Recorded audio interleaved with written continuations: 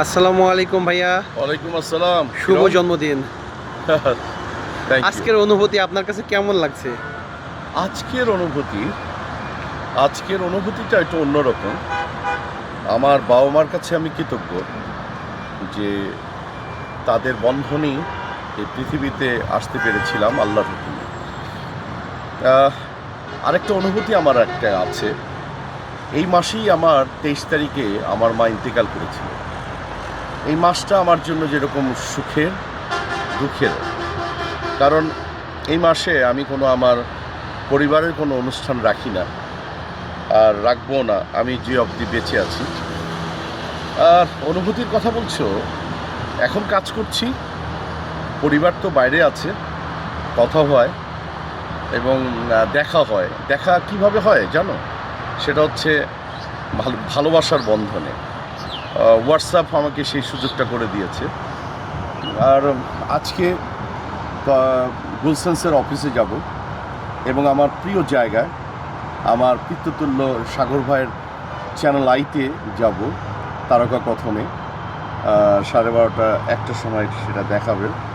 ওখান থেকে বসুন্ধরার থেকে আবার আমার কর্মজীবন নাসা হাইটে 11 তলায়।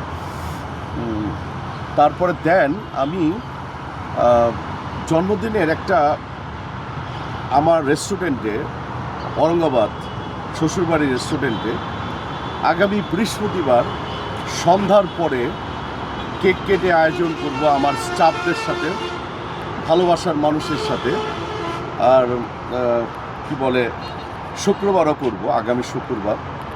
দেন কর্মজীবনের শিডিউল অনুযায়ী আমি চলে যাব চিটাগংয়ে, আমাদের ব্রাঞ্চ অফিসে আগ্রাবাদে। 11 তারিখ থেকে 1 সপ্তাহ থাকবো চিটাগংয়ে। মূলত একটা খালি কথা বলবো, যারা আমাকে ভালোবাসেন তারা দয়া করে ভালোবাসিয়ে যাবে, কারণ আমি ভালোবাসার কাঙাল। আর আমার যেটা নাকি হয়, একটু কাছে আনি তোমাকে, মানুষের কাছাকাছি থাকতে চাই, দেশটাকে ভালোবাসতে চাই, দেশের ভালোবাসার মানুষগুলি নিয়ে কথা বলতে চাই, দুঃখী মানুষদের নিয়ে কথা বলতে চাই। আমি অনেক স্পষ্টবাদী একটা মানুষ, স্পষ্ট কথা বলেছি সারাটা জীবন। এই মুক্ত বাংলাদেশের আকাশে দাঁড়িয়ে এই আমার প্রথম জন্মদিন, আজকে প্রথম বলবো মুক্ত আকাশে জন্মদিনে। যারা বোঝার তারা বুঝিয়ে নেবেন। দেন এরকম একটা চকআউট, আমার বাবা মা এই পৃথিবীতে নেই, আল্লাহ তাদেরকে জান্নাত নসিব করুক। আমার যারা সাথে 24টা ঘন্টা এই মুহূর্তে থাকে, আমি আরিফের কাছে কৃতজ্ঞ, কিরণ তোমার কাছে কৃতজ্ঞ, এবং যারা যারা আমার স্টাফ যারা আছে, ভালোবাসার মানুষ আছে, তাদের কাছে আমি কৃতজ্ঞ।